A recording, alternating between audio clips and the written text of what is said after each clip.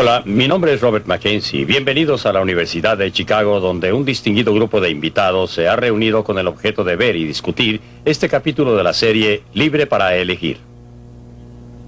En él es examinado el movimiento del consumidor, el desenvolvimiento total de alto poder en las agencias gubernamentales, hecho que ha traído el deseo de proteger al consumidor en las últimas décadas. ¿Realmente estas agencias sirven o hay mejores métodos para proteger al consumidor? Esta es la pregunta que Milton Friedman hace en esta película.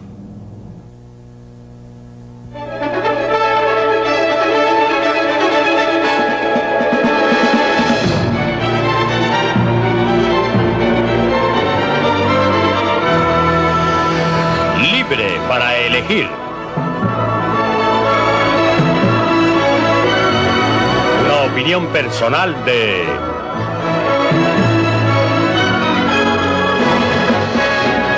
Milton Friedman.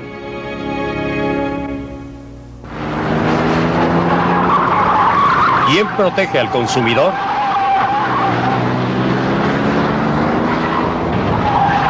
El Corvair modelo 1960, condenado por Ralph Nader como peligroso a cualquier velocidad. Desde el ataque de Nader se acepta cada vez más la idea de que hace falta que el gobierno nos proteja en el mercado. Hoy día, hay agencias por todas partes en Washington en que los burócratas deciden lo que nos conviene. Agencias para controlar los precios que pagamos, la calidad de la mercadería que compramos, la elección de los productos que se ofrecen. Nos está costando ya más de $5,000 millones al año.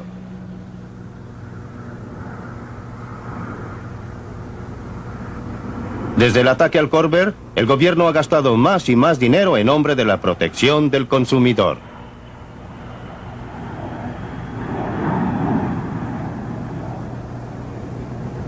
Esto no es lo que tenía en mente el tercer presidente de los Estados Unidos, Thomas Jefferson, cuyo monumento vemos aquí, cuando definió un gobierno prudente y frugal como aquel que impide que los hombres se hagan daño unos a otros y los deja libres para dirigir sus propias metas en la industria y el mejoramiento. A partir del incidente del Corvair, el gobierno de los Estados Unidos se ha ido abriendo paso cada vez más entre el comprador y el vendedor en los mercados de Norteamérica. Según Thomas Jefferson y sus estándares, lo que tenemos hoy no es un gobierno prudente y frugal, sino uno despilfarrador y entrometido. Los reglamentos federales que gobiernan nuestras vidas se encuentran en muchas partes. Encontramos uno aquí, en la Biblioteca del Congreso, en Washington, D.C. En 1936, el gobierno federal fundó el Registro Federal para registrar todos los reglamentos, audiencias y otros asuntos relacionados con las agencias de Washington. Este es el primer volumen número 1. En 1936 se necesitaron 3 volúmenes como este para registrar todas las materias. En 1937 se necesitaron 4 y después más y más y más. Al principio aumentaron lentamente pero en forma constante, tanto así que año tras año se necesitó una pila más y más grande para registrar todas las audiencias de ese año. Entonces alrededor de 1970 hubo una verdadera explosión y una pila no fue suficiente para registrar todos los reglamentos de ese año. Se necesitaron 2 y después 3 pilas. Hasta que un día, en 1977, septiembre 28, el Registro Federal llegó a contar con no menos de 1,754 páginas. Y no son precisamente páginas chicas tampoco. Muchos de estos reglamentos salieron de este edificio. Seguridad de productos de consumo. Están ocupadas las líneas. ¿Puede esperar, por favor? Esta comisión es una de las agencias más recientes establecidas para protegernos. Resortes. ¿En qué le puedo servir? Una de sus tareas es Lo aconsejar que lo al delató consumidor. fue que uno de los que estaban ahí no se comportó en la forma de vida. ¿Y qué se está haciendo respecto a lo inflamable de la vestimenta para niños? Pero su función principal es producir reglamentos y normas.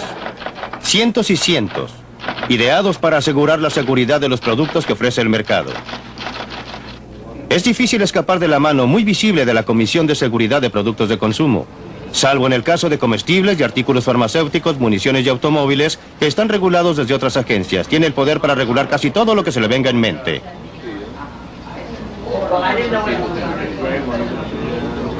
Ya está costando 41 millones de dólares al año probar y regular todos estos productos para nuestro bien.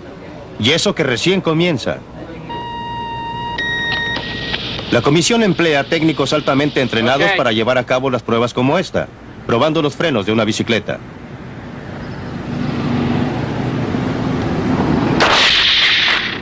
Pero el hecho es que un 80% de los accidentes en bicicleta son producto de errores humanos. Estas pruebas pueden algún día lograr frenos más seguros, pero ni eso es seguro. Lo que sí es seguro es que los reglamentos que salen de aquí harán más caras las bicicletas y reducirán la variedad.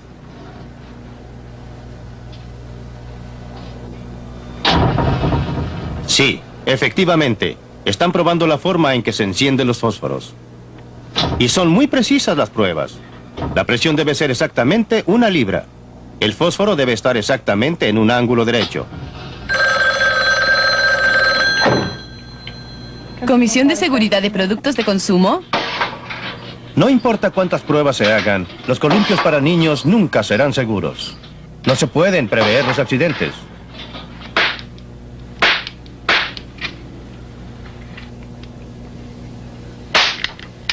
Si se intenta, se termina con unos resultados ridículos.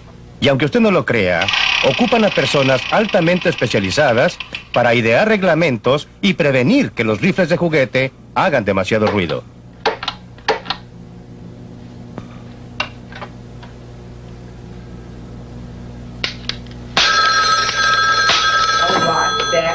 Comisión de Seguridad.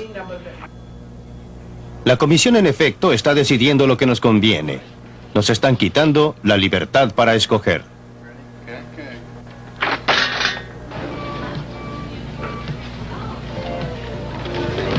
Los consumidores no necesitan estar restringidos por normas y reglamentos. Los protege el mercado mismo. Quieren los mejores productos posibles al precio más bajo. Y el propio interés del productor lo llevará a entregar este tipo de producto para mantener satisfechos a los consumidores. Después de todo, si entregan productos de baja calidad aquí, no van a lograr que usted vuelva a comprar. Si entregan mercadería que no les sirve, no la van a comprar. Es por eso que buscan por todas partes hasta encontrar el producto que los satisfaga y que llame su atención. Y promueven estos productos porque, de lo contrario, se arruinarán. Es obvia la diferencia entre el mercado y la acción política y la agencia gubernamental. Aquí nadie lo obliga. Es libre, hace lo que quiere. No hay un policía que le saque dinero del bolsillo o velará porque haga lo que dicen. Hace un cuarto de siglo, compré de segunda mano una calculadora de escritorio por la que pagué $300. Una de estas pequeñas calculadoras de hoy día y que podría comprar por $10 y que hace todas las operaciones que hacía la otra y más, que produjo esta tremenda mejoría en la tecnología. ¿Era el interés propio o la avaricia, si quiere? El afán de ganar de los productores que querían producir algo que les diera a ganar $1. La avaricia de los consumidores que querían comprar lo más barato posible. ¿Tomó parte en esto el gobierno?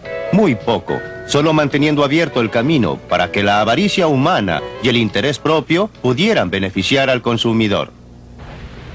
Cuando los gobiernos intervienen en los negocios, se ahoga la innovación. Los ferrocarriles están reglamentados desde hace casi un siglo y son una de nuestras industrias más atrasadas. La historia del ferrocarril demuestra lo que casi siempre resulta de las buenas intenciones de los grupos que protegen al consumidor. En los años de 1860, las tarifas de ferrocarriles eran más bajas en los Estados Unidos que en cualquier otra parte del mundo, pero muchos clientes pensaron que eran demasiado altas. Se quejaron amargamente de las ganancias de los ferrocarriles. Ahora bien, los ferrocarriles de la época también tenían problemas. Problemas que surgían de la feroz competencia entre ellos. Muchos ferrocarriles, todos peleando por un pedazo del mercado, todos tratando de hacerse un buen renombre. Si quiere ver los problemas que tenían según ellos, venga a ver esto. Al ver el interior de este vagón privado de ferrocarril, no parece que las personas que dirigían el ferrocarril tuvieran mayores problemas. A algunos, como al dueño de este vagón privado, les había ido muy bien. Este era el equivalente del jet privado de los grandes magnates de hoy.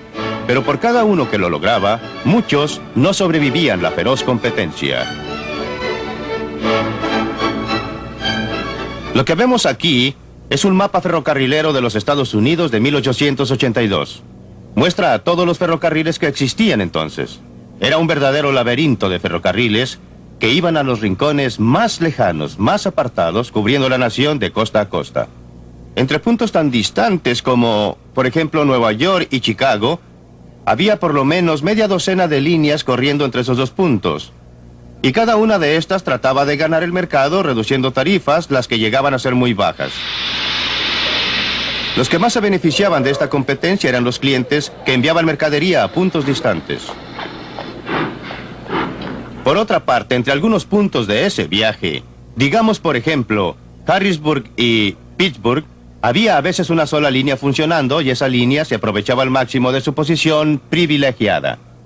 Cobraba el total que daba el tráfico y el resultado era que la suma de las tarifas que se cobraban para el tramo corto era típicamente más alta que el total cobrado por el tramo más largo entre los puntos más distantes. Por supuesto que ningún cliente se quejaba de los precios bajos para el tramo largo, pero sí se quejaban de los precios altos cobrados por los tramos cortos. Y esa fue una de las razones principales de la agitación que finalmente llevó al establecimiento de la Comisión Interestatal de Comercio.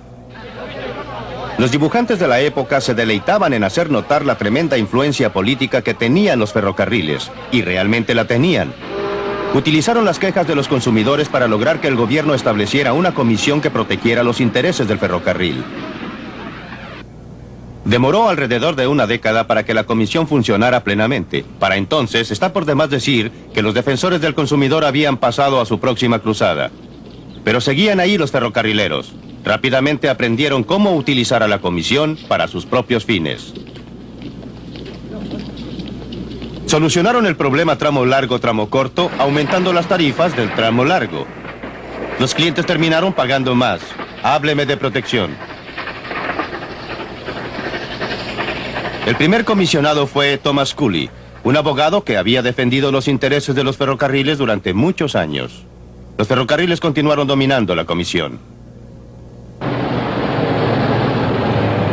En los años 1920 y 1930, cuando los camiones surgieron como competidores muy serios en los tramos largos, los ferrocarriles indujeron a la comisión a ocuparse del transporte por camiones.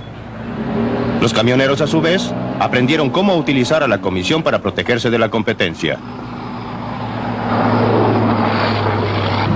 Esta firma lleva flete ida y vuelta del Aeropuerto Internacional de Dayton, Ohio. En algunas rutas es la única y los clientes dependen de ella. Pero la Dayton Air Freight tiene problemas. Su licencia de la ICC solo le permite llevar flete desde Dayton hasta Detroit. Para cubrir otras rutas, ha tenido que comprar derechos a otros porteadores con licencias de la ICC, incluyendo a quienes no tienen ni siquiera un camión. Y han pagado hasta $1,000 al año por el privilegio. Nuestra compañía está tratando de obtener derechos para viajar hasta ahí. Sí, lo haremos. Y gracias por su llamada, señor. Los dueños de la firma han tratado durante años de lograr que se les extienda la licencia a otras rutas. No tengo queja con las personas que ya tienen permisos de la ICC, solo que este es un país grande y desde el establecimiento de la ICC en 1936 han entrado pocas personas al negocio y no permiten que entren nuevas empresas y compitan con las empresas que ya están dentro. Claro que la Dayton Air Freight sufre, pero también sufren los clientes que pagan tarifas más altas. Hablando francamente, no sé por qué la ICC se queda tranquila sin hacer nada. Es la tercera vez que yo sepa que hemos firmado una solicitud de la Dayton Air Freight que nos ahorraría algún dinero. Ayudaría a la libre empresa y ayudaría al país a ahorrar energía. Protegería a la empresa y país. Finalmente todo se reduce a que el consumidor financiará todo. Y ellos tienen la responsabilidad. La ICC tiene la culpa. La Dayton Air Freight ahora tiene muchos de sus camiones parados. Camiones que podrían estar proporcionando servicios valiosos. Lejos de proteger al consumidor, la ICC los ha perjudicado. En lo que a mí concierne, no existe libre empresa en el comercio interestatal. Eso desgraciadamente ya no existe en este país. Hay que pagar por ello y hay que pagar bastante caro. Y eso no solamente significa que pagamos el precio, significa que el consumidor tiene que pagar el precio.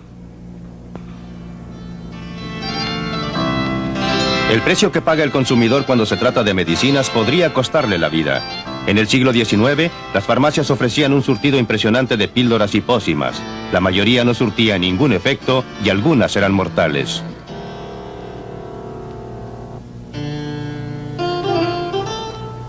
Hubo demostraciones por las drogas que producían defectos y mataban. En respuesta a la presión que ejercía el consumidor, la Administración de Alimentos y Productos Farmacéuticos logró prohibir la producción de una gran gama de remedios. Los tónicos y los elixires, con su propaganda exagerada, desaparecieron del mercado. En 1962, las enmiendas Kefauver le dieron a la FDA el poder para controlar toda la línea farmacéutica en cuanto a su efectividad y su seguridad. Hoy día, todo medicamento en el mercado en los Estados Unidos debe pasar por la FDA. Es evidente que esto nos ha protegido de algunas drogas con horribles consecuencias, como la talidomida. Y también sabemos de personas que han sido curadas por drogas modernas.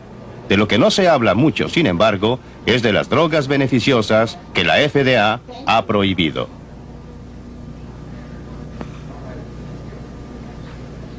Bueno, si examina el significado terapéutico de las drogas que no han llegado a los Estados Unidos, pero que se pueden obtener en otras partes del mundo, como por ejemplo la Gran Bretaña, nos hace dar cuenta de que hay muchos ejemplos de pacientes que han sufrido.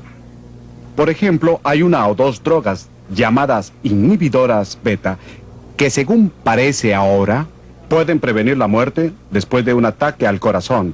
Nosotros la llamamos prevención secundaria de muerte coronaria por infarto al miocardio, las que de poder obtenerse aquí podrían estar salvando aproximadamente 10,000 vidas al año en los Estados Unidos.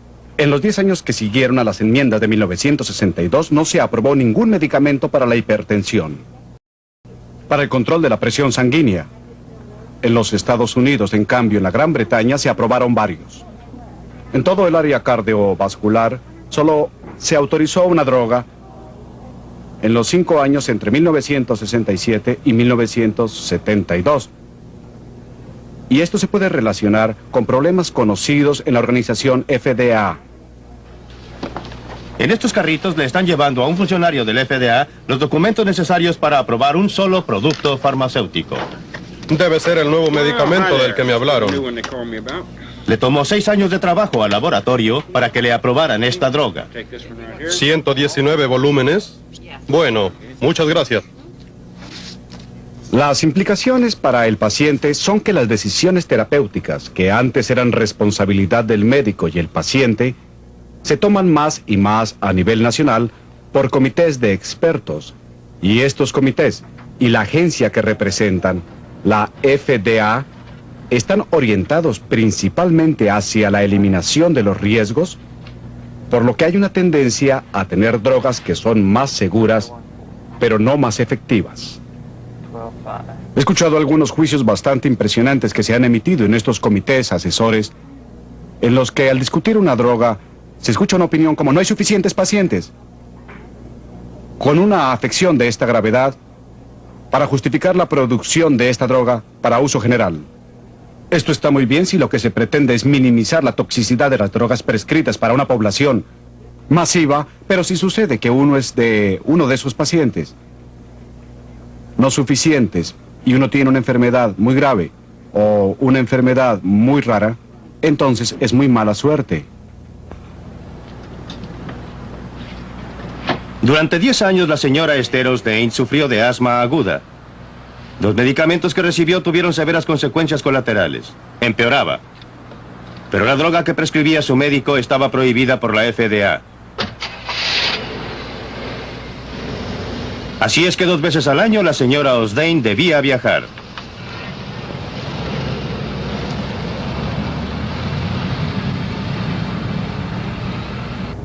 Había estado muy enferma.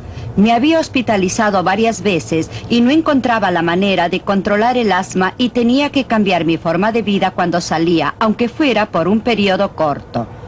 Principalmente porque los derivados de la cortisona me estaban reblandeciendo los huesos e hinchando la cara y ocasionando otros cambios en mi cuerpo. Los médicos estaban bastante ansiosos por quitarme los derivados de la cortisona.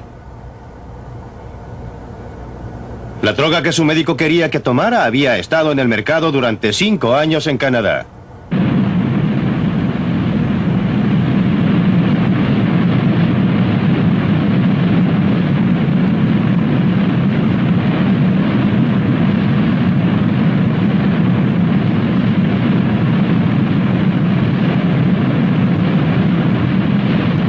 Una vez cruzada la frontera, a la altura de las cataratas del Niágara, la señora Osdane podía usar la receta que le había dado un médico canadiense.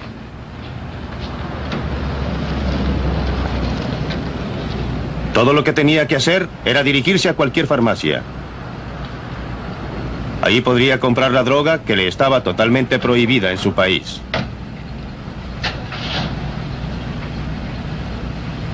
El medicamento tuvo efecto inmediato. Hizo tal cambio en mi vida, tanto porque me eliminó la falta de respiración, como porque ahora no nos teníamos que preocupar tanto por el reblandecimiento de los huesos. Afortunadamente pude obtener esa medicina. Todo volvió a ser para mí más normal y por todo eso estoy muy agradecida. Finalmente encontré alivio a mi enfermedad en Canadá. Fue fácil para la señora Osdane obviar los reglamentos de la FDA porque resulta que vive cerca de la frontera con Canadá. No todos tienen esa suerte. No es por casualidad que a pesar de las mejores intenciones la Administración de Alimentos y Drogas opera de tal manera para prevenir la venta de nuevas y potentes y útiles drogas. Póngase en el lugar de un burócrata que trabaja allí. Supóngase que aprueba una droga que resulta ser peligrosa, talidomida. Su nombre aparecerá en la primera página de todos los diarios y tendrá serios problemas. Si por el contrario, supóngase que se equivoca y no aprueba una droga que podría haber salvado miles de vidas, ¿quién lo sabrá? Las personas cuyas vidas habían podido haber sido salvadas ya no estarán. Es difícil que sus parientes sepan que existía algo que les pudo haber salvado. ¿Algunos doctores? ¿Algunos investigadores? Ellos se molestarán, ellos sabrán. Usted o yo, si estuviéramos en la situación del burócrata, haríamos exactamente lo mismo. Nuestro propio interés nos obligaría a no tomar ningún riesgo de ninguna especie, tanto como para rechazar una buena droga y estar seguros de que nunca autorizaríamos una mala.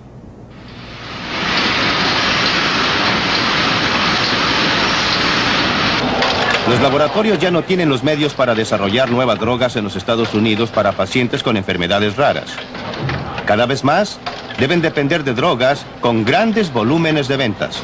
Ya 4 laboratorios han quebrado y hay menos drogas nuevas en el mercado.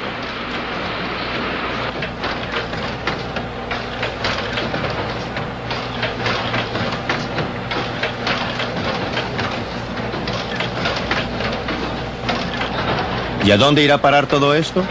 No aprendimos nada de la experiencia. ¿Se acuerdan de la prohibición?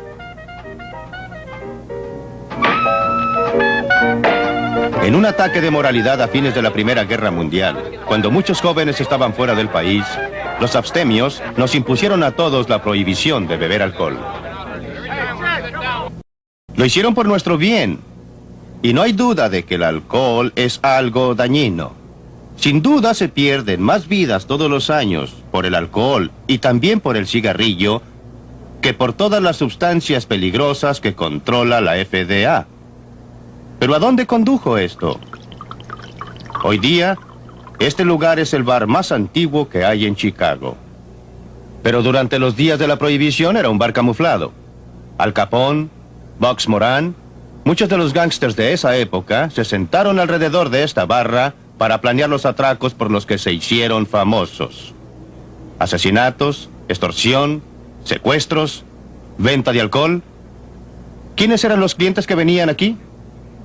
Eran personas que se creían ciudadanos respetables, que nunca hubieran aprobado las actividades de Al Capone o Box Moran y de otros. Querían una copa, pero para ello tenían que infringir la ley. La prohibición no detuvo el alcohol, pero sí convirtió a muchos ciudadanos respetuosos de la ley en todo lo contrario. Afortunadamente, todo eso pasó hace mucho tiempo, como la prohibición de los ciclamatos y el DDT. Pero no se equivoque, ya existe una especie de mercado negro de medicamentos prohibidos por la FDA.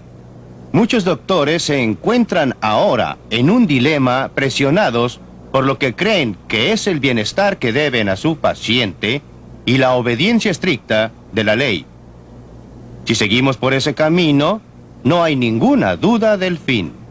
Después de todo, si está bien que el gobierno nos proteja contra el uso peligroso de rifles, escopetas y bicicletas, la lógica nos dice que se debería prohibir otra actividad mucho más peligrosa como el deporte del deltaplán, las motos y el esquí. Si el gobierno ha de protegernos contra la ingestión de sustancias peligrosas, lo lógico es que se prohíban el uso del alcohol y el tabaco. Aún las personas que administran las agencias reguladoras se horrorizan frente a esta posibilidad y miran para otro lado. En cuanto a lo demás, no queremos saber nada de ello. Que sea el gobierno el que nos informe, pero que nos deje decidir por nosotros mismos los riesgos que queremos tomar con nuestras propias vidas. Como podrá ver, para una serie de cosas tontas el gobierno empieza a dirigir nuestras vidas, formando agencias que nos dicen lo que debemos comprar y lo que no debemos comprar y lo que podemos hacer. Recuerden que comenzamos este programa con el Corvair, un automóvil que fue catalogado por Ralph Nader como inseguro a cualquier velocidad. La reacción a su cruzada fue la creación de una serie de agencias diseñadas para protegernos de nosotros mismos. Bueno, unos 10 años más tarde, una de las agencias creadas como consecuencia de ese movimiento finalmente llegó a probar el Corvair que había empezado todo el alboroto. ¿Qué cree usted que descubrieron? Durante 1 año y medio, compararon el rendimiento del Corvair con el de otros vehículos comparables y llegaron a esta conclusión. Repito textualmente, el Corvair del año 1960-63 se compara favorablemente con los demás vehículos contemporáneos que se utilizaron en las pruebas. Hoy en día, hay clubes de dueños de Corvair en todo el país. Los Corvair han llegado a ser piezas de colección. Los consumidores han pasado su veredicto sobre Ralph Nader y los reglamentos gubernamentales. Como dice Abraham Lincoln, no se les puede engañar a todos todo el tiempo. Es hora de que nos dejen de tomar el pelo. Aquellos burócratas bien intencionados que dicen protegernos porque no nos podemos proteger solos. Los hombres y las mujeres que han alimentado este movimiento han sido sinceros. Creen que nosotros, como consumidores, no somos capaces de protegernos solos, que necesitamos la ayuda de un gobierno sabio y benéfico. Pero como pasa a menudo, los resultados han sido muy distintos de las intenciones. No solo han sido nuestros bolsillos robados de miles de millones de dólares, pero estamos peor protegidos de lo que estábamos antes. Libre para elegir.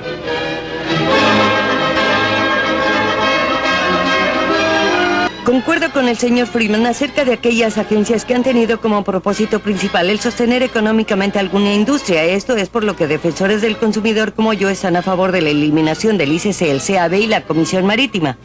Pero cuando se habla de protección del consumidor en el mercado y cuando se habla del guardián gubernamental en la competencia, como lo demuestran todas las encuestas, los consumidores piden más y más protección.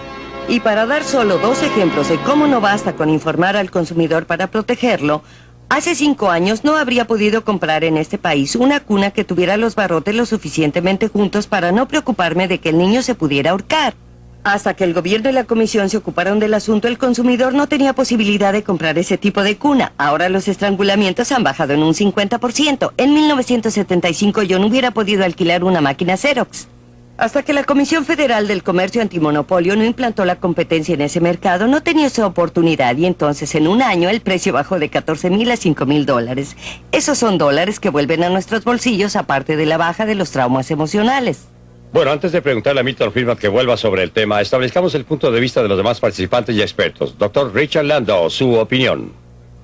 Bueno, creo que el costo es desproporcionadamente grande y que los beneficios son triviales si es que los hay. Creo que quizás Milton exagera un poco al tratar de lograr su punto, pero básicamente concuerdo con él en el área que domino y que es la regulación del desarrollo de nuevos medicamentos. John Clayburgh. Bueno, en el campo de la seguridad de automóviles hemos salvado alrededor de 155,000 vidas y millones de heridos gracias a los reglamentos desde junio de 1960. Podría mencionar también el costo de choques de automóviles cada año, que es del orden de los 48,000 millones de dólares. Bastante alto cuando se compara con otras cosas, sin mencionar de nuevo el trauma humano. Bob Cano. Bueno, creo que es imposible no estar de acuerdo con Milton Friedman sobre los efectos del control sobre tarifas del tipo económico que tuvieron que soportar las industrias y compañías ferrocarrileras y camioneras. La intención de esa legislación fue, por cierto, proteger al ferrocarril y proteger a los camiones, y lo mismo en el caso de la reglamentación marítima. Lo que sostiene las reglamentaciones es una especie de teoría populista, según la que, mediante el gobierno, se redistribuirá la riqueza de las empresas hacia los consumidores. En realidad, no funciona así. No funciona así en la reglamentación económica y hay pocas pruebas de que funcione en ninguna reglamentación. En cuanto a si obtenemos beneficios de las reglamentaciones de seguridad y salud, creo que son muy recientes para poder sacar conclusiones.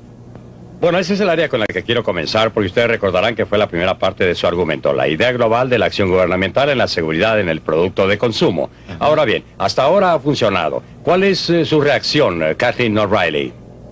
Bueno, en lo que respecta a seguridad, los fabricantes de cortadoras de pasto aseguraron durante 20 años que no podía diseñarse una segadora segura. Solo cuando la Comisión de Seguridad de los Productos de Consumo los obligó, se despertó en ellos el genio creativo y diseñaron látigos de malla en plásticos y muchas otras innovaciones, que es la causa por la que la presencia del gobierno obligó una innovación que de otra manera no hubiera sido posible. Es muy fácil ver los resultados positivos. Los malos resultados son más difíciles de ver. No ha mencionado los productos que no existen, porque el costo extra impuesto por la Comisión de Seguridad de Productos de Consumo no les hubiera permitido existir. No ha mencionado el caso del problema TRIS, que es de lo que está impregnada la vestimenta no inflamable. Aquí un caso claro de un reglamento de la Comisión de Seguridad de Productos de Consumo que tuvo esencialmente el efecto de obligar a todos los fabricantes de ropa de dormir para niños a impregnar la ropa con TRIS. Eso no es cierto. 3 años, 5 años más tarde, según la reglamentación, toda clase de ropa debía ser no inflamable. Y sucede que TRIS era la sustancia química que más fácilmente lo lograba. No es Pero cierto, de déjeme ninguna terminar manera. con mi cuento primero, porque la segunda parte del cuento es la importante. Sucede que TRIS era carcinógeno. Y 5 años más tarde, o 3 años más tarde, no estoy seguro de cuánto exactamente, la misma agencia prohibió el uso de aquella ropa de dormir y obligó a deshacerse de ella a gran costo para todos. Bien, veamos esta historia. En 1968, cuando el Congreso pasó el acta de material inflamable, no le informaron a la Comisión cuáles sustancias químicas cumplían y cuáles no. Por eso, al comienzo, cuando la industria dijo vamos a usar TRIS, la Comisión de Seguridad, luego de las pruebas iniciales, ya tenía dudas y anunció informalmente a la industria que no iba a permitir el uso del TRIS. La industria alegó, lo vamos a llevar a la corte porque el acta solo dice que tiene efecto retardante sobre las llamas. Los del gobierno no nos van a decir cómo cumplir. Y fue la industria la que obligó a la comisión a retirarse. Y No ahora estoy mismo nos lo tratando de niegan. defender a la industria, calma. No soy pro-industria, soy pro-consumidor, soy como usted. No soy pro-industria y por supuesto la industria hará cosas malas. El asunto a dilucidar es qué mecanismo es más efectivo para proteger los intereses de los consumidores. Las fuerzas que están dispersas del mercado. Tome el caso de la vestimenta inflamable. Suponga que no hubiese tenido la exigencia legal. Pero ¿está usted de acuerdo con que se hicieran pruebas, que una agencia gubernamental lo sometiera a No, pruebas? de ninguna manera. Existen ¿No? agencias privadas que hacen ese trabajo. Está el Estudio del Consumo y la Liga del Consumidor. Y usted habla de una gran demanda por mayor protección. Esas agencias nunca, esos organismos... Por supuesto que sí, tienen todas esas publicaciones sobre Sí, es automóviles, verdad, ¿eh? pero lo que hacen es Ajá. probar los frenos y la dirección. Nunca No. lo someten a pruebas de choque. Lo No, que más claro, importa saber no. cuando se compra uno es si morirá La- innecesariamente en la caso razón de por las choque. que- Y no se la logra esa razón por las que información no lo porque es prueban- muy cara. Por supuesto, de todas maneras, porque es caro, porque el número de consumidores que está dispuesto a comprar ese servicio y aceptarlo es muy reducido. Esa no es la razón es que es sumamente caro. Por supuesto, pero si tuvieran un gran número de clientes, si hubiera suficientes clientes, suficientes consumidores Sí, que pero la historia quisieran... del huevo y la gallina es ridículo. No, no es el caso del huevo y pero la si usted gallina. La cree que es situación... importante que el consumidor tenga información tecnológica, que me parece es la base y la tesis de su argumento, estoy segura que diría que una de las cosas que hace una sociedad al unirse es proveer servicios básicos, policía, servicios de tránsito, todo tipo de cosas básicas, correos y bomberos y el resto. ¿Por qué no hacer pruebas de artefactos tecnológicos que el público no tiene forma de conocer? Antes de responder, quisiera que opinaran los demás. Bob Crandall. Me parece que el profesor Friedman podría ceder un poco en esto. Es verdad que en la propagación de información se presenta el problema del que no paga el pasaje. Y uno de los problemas es que mientras usted y yo podamos valorar los resultados obtenidos por un sindicato del consumidor, no lo tenemos que financiar. Podemos mirar por encima del hombro de otro o pedir la revista prestada en la biblioteca. No iría tan lejos como para decir que el gobierno no debería estar por ningún motivo en la tarea de generar información, aun cuando me preocupan las mismas fuerzas, esta industria nefasta de la que habla la señorita O'Reilly, con su influencia sobre cómo se prepara esa información, no veo cómo podríamos protegernos. Pero me parece que es un hecho que el mercado normal no proporciona la suficiente información. Es posible, pero el mercado proporciona y también está el que viaja gratis en el sentido negativo con la información que proporciona el gobierno, porque los que no necesitan esa información la tienen que financiar de todas maneras. Milton, no entiendo muy bien su posición respecto a este punto. ¿Está usted diciendo entonces que no debiera en ningún caso el gobierno comprobar la seguridad de productos de consumo? Estoy diciendo, y conviene separar las cosas, estoy diciendo que no cabe que el gobierno le prohíba al consumidor comprar mercadería que podría ser perjudicial. En cambio, ¿pero cómo sabía usted qué efecto tendría? Por el momento trato de separar las cosas. Existen áreas en que el gobierno debe proteger a los ciudadanos. Por ejemplo, en el caso de los automóviles... Bueno, ¿y qué hay de los niños? Los niños no escogen. No. Ellos no opinan por el solo Los hecho de padres andar toman en las los decisiones. autos. Analicemos... Pero si la industria las toma, solo no se puede podemos escoger. analizar un asunto a la vez. Es un poco difícil verlo todo un tiempo. Veamos una cosa a la vez. Yo digo que no es correcto que el gobierno me obligue a protegerme a mí mismo. Ahora bien, si el gobierno tiene esa información... ¿Tiene o la obtiene? Bueno, supongamos que tiene esa información. Entonces debería hacerla pública, ponerla al alcance de todos. El otro punto es, ¿existen circunstancias en que el gobierno debiera reunir esa información? Es posible que existan circunstancias, deben ser consideradas una por una. A veces hay, otras veces no. Aunque ahora yo quisiera que regresáramos al área de la señora Claybrook. El problema de las bolsas de aire. Cierto. Si entiendo bien la situación y no sé nada sobre los aspectos técnicos del asunto de la bolsa de aire en un automóvil, ella está destinada a protegerme a mí como conductor. No evita que yo tenga un accidente o que le haga daño a otra persona porque se activa solo en caso de accidente. Pues bien, ¿por qué no puedo yo tomar esa decisión? ¿Quién es usted para decirme que debo gastar no sé cuánto, 200, 300, 400 dólares en esa bolsa? Lo que decimos es que cuando un automóvil choca contra una pared a 50 kilómetros por hora, los del asiento delantero deben tener protección automática incorporada en el auto. ¿Deben? ¿Por qué deben? Es una ¿Pero por qué mínima. deben? No me Bueno, importa si se trata de una bolsa hay de dos aire o un razones. cinturón de Una seguridad. es que el derecho sagrado a la vida es algo muy respetado en este país. Es más valiosa para mí que para usted. Mi vida es más valiosa para mí. Bueno, pero ¿Utiliza usted su cinturón usted de sabe que seguridad? en un caso como este... A veces sí, a veces no. No parece ser tan valiosa para usted. Si lo fuera, usaría el cinturón. Perdóneme, hay otras cosas Sí. que son más valiosas. Sí, pero su uso es algo simple. Pero mi pregunta ahora es, y quiero una respuesta directa. Pero hay una razón básica del por Sí. qué, y es porque una persona cuando compra un automóvil no sabe cómo se va a comportar el auto en diversas situaciones. Ese es el punto número 1. Número 2. Hay un estándar mínimo básico y ese es el estándar de rendimiento. No es que lo obligue a usted a tener ciertas piezas en su automóvil, pero sería un estándar básico que su auto ya traería y que al comprarlo nadie dejaría de tenerlo. De manera de evitar heridos innecesarios en las carreteras, el costo para la sociedad, el costo para el individuo y los traumas para sus familias. Usted sugiere teóricamente que es mucho mejor que la gente salga y se mate, aun cuando no sepa qué es lo que le va a pasar cuando choquen. Usted está evitando el punto principal. Si usted tiene esa información, désela. El punto en discusión no es el de proporcionar la información o no. El punto es, ¿qué derecho tiene usted de obligar a alguien a gastar dinero para proteger su propia vida? No la de otras personas, solo la de él. Y la otra pregunta que le voy a hacer es, ¿Duda usted por algún momento de que prohibiendo el alcohol salvaría muchas más vidas en las carreteras que con la bolsa de aire, los cinturones de seguridad? ¿Se opone usted a la prohibición sobre la base de principios o solo porque la legislación no sería efectiva? Me opongo a la prohibición porque no creo que dé resultado. Por eso me opongo a ella. Ahora suponga que realmente resultara. Quiero llegar al asunto de los principios. ¿Sí? Suponga que estuviera convencida que realmente resultaría. Suponga que la prohibición podría resultar. ¿Estaría usted de acuerdo con ella? No, estoy en favor de la fabricación de productos. Estoy en favor de la fabricación de productos que sirvan al público. Me fascinaron algunos de los comentarios al comienzo. Todos concuerdan con que las agencias antiguas eran malas. Pero las de hoy no las hemos podido analizar. No, los está llevando a su red. No estuvieron de acuerdo con eso. En fin, siga usted con su teoría.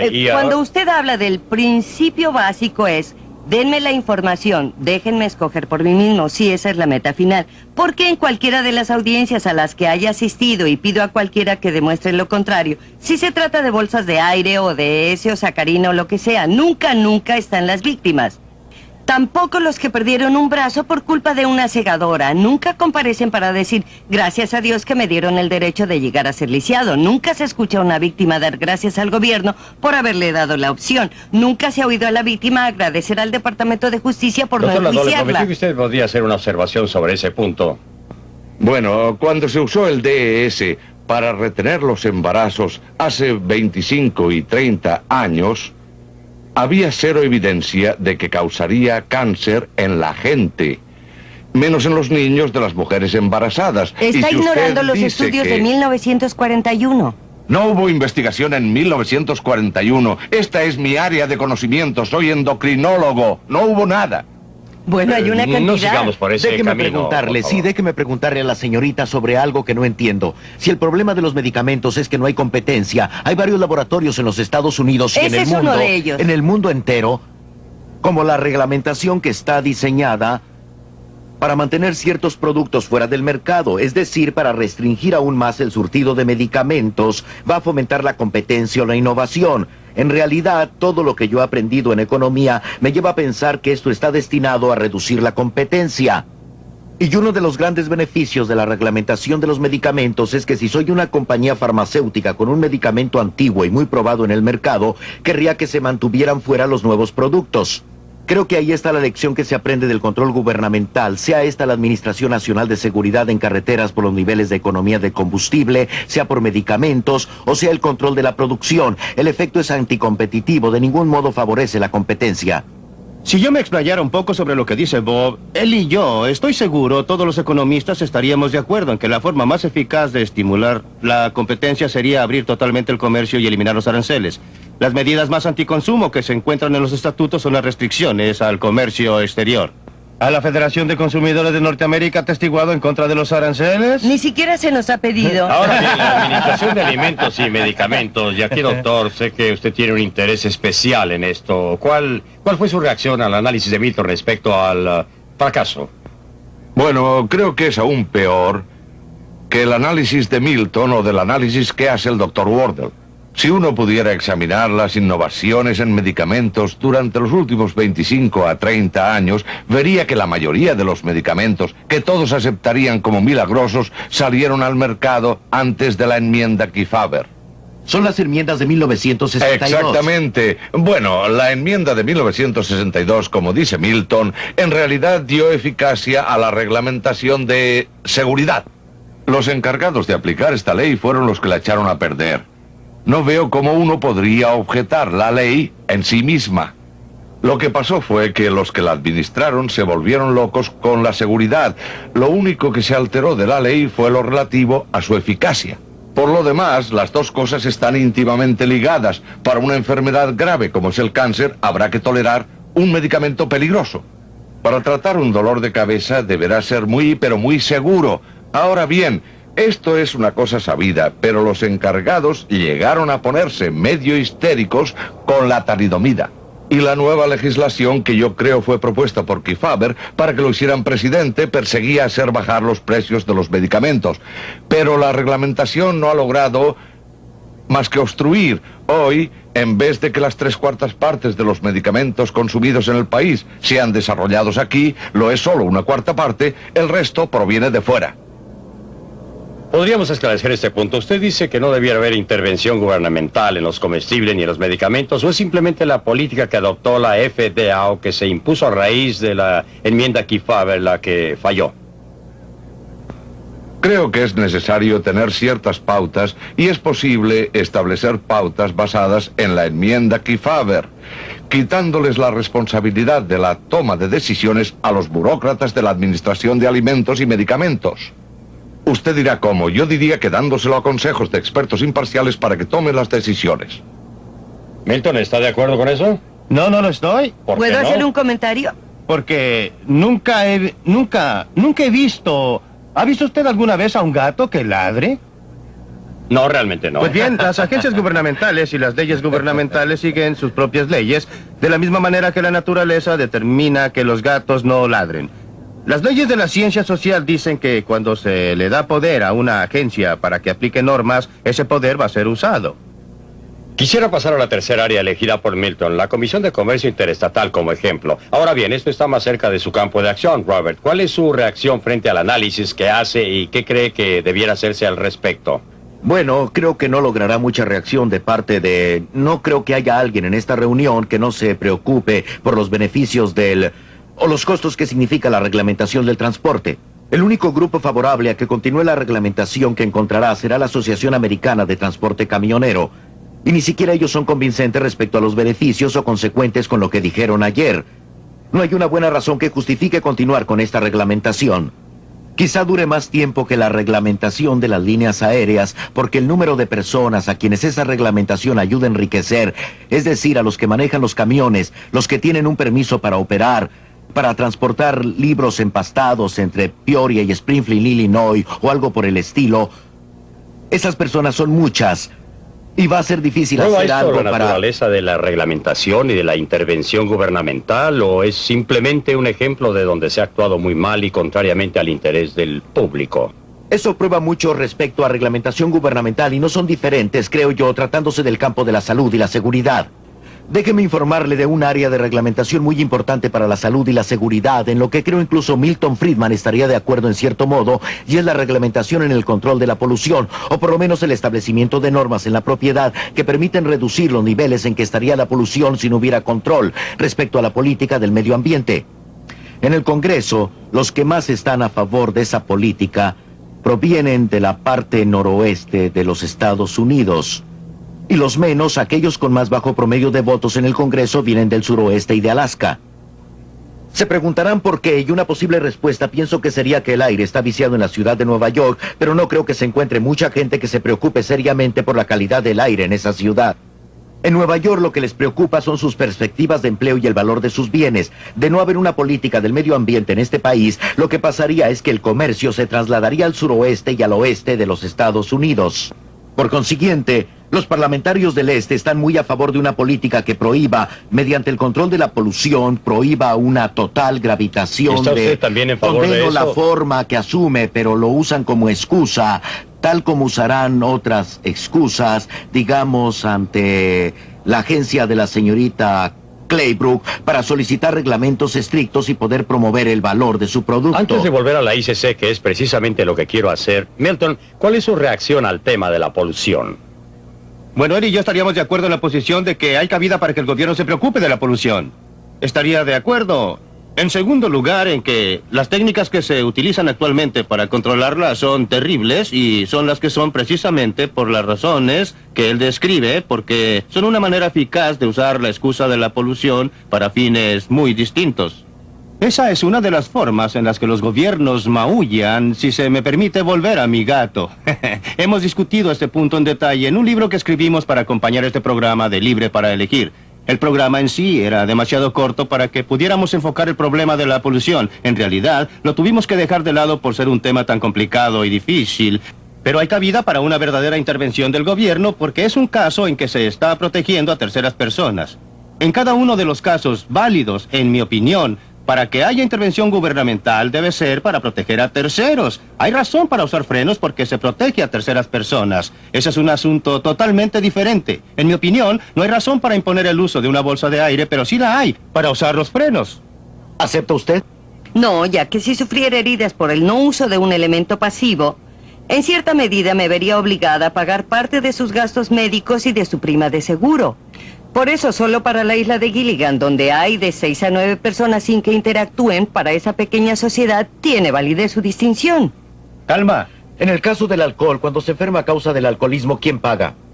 Se ha demostrado que solo el consumo excesivo hace daño. No estoy hablando de accidentes. ¿Qué hay de la cirrosis hepática? Es una enfermedad sumamente común. Justamente por eso necesitamos... Porque es una enfermedad muy larga y muy cara.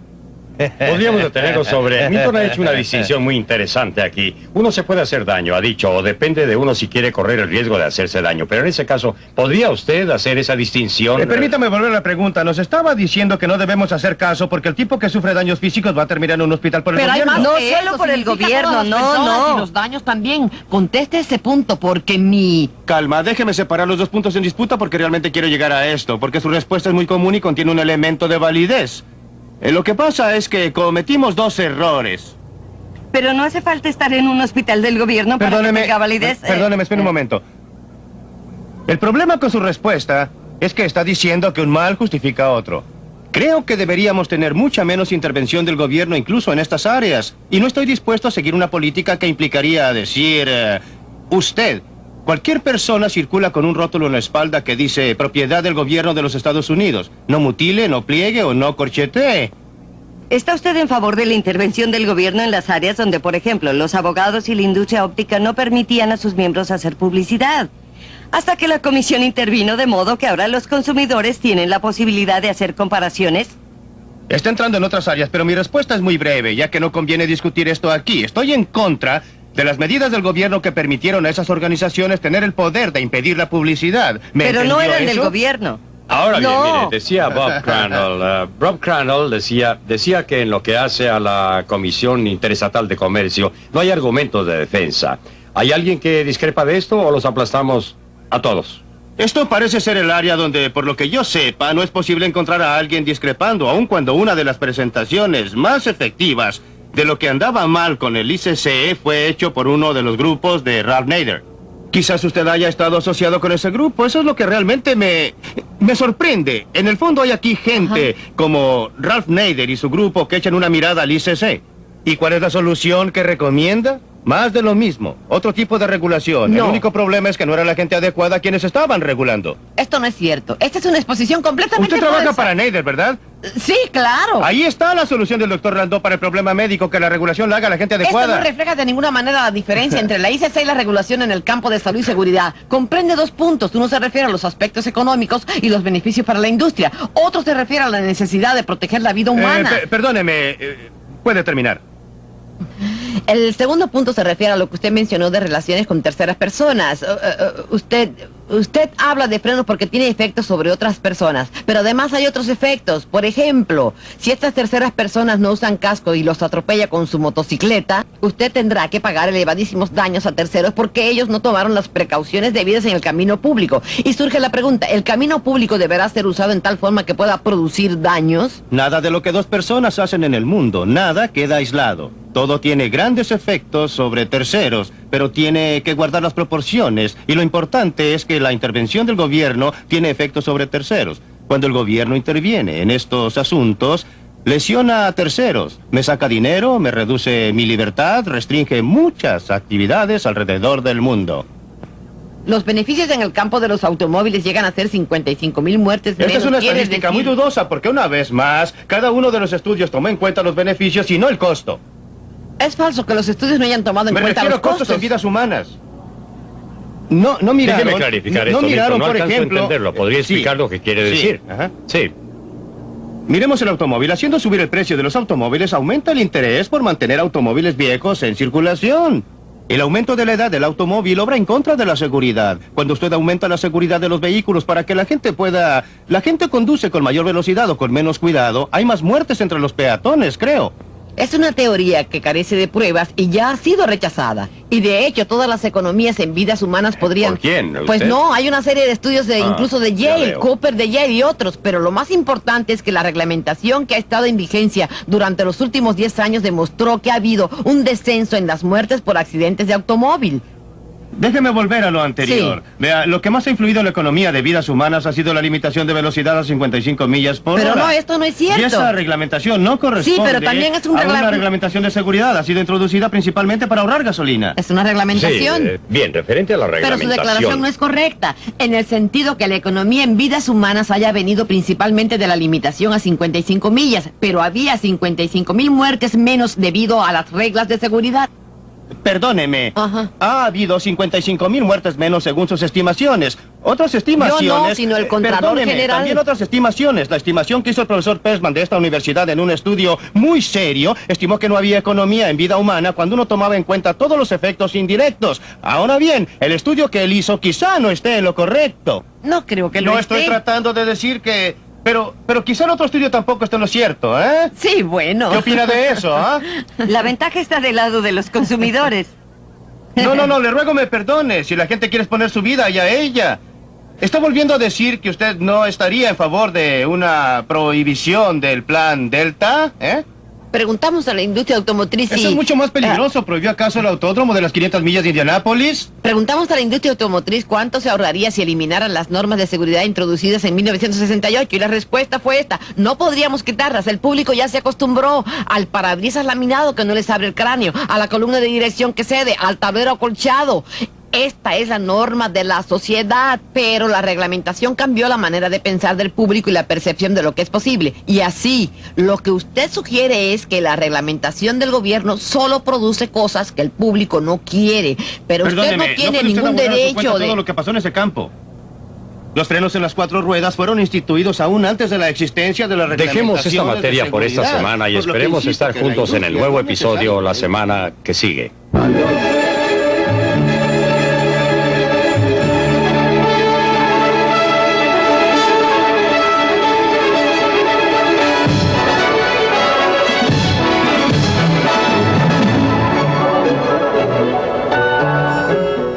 Sea usted un doctor o un operador en una estación de servicio, un trabajador en una fábrica o un burócrata, usted estará representado en nuestro próximo programa. Milton Friedman mira hacia el mercado de marcas para descubrir cómo los trabajadores pueden protegerse mejor en los más difíciles mercados de empleos. Si usted tiene que salir en busca de sustento, no se pierda Libre para Elegir la próxima semana.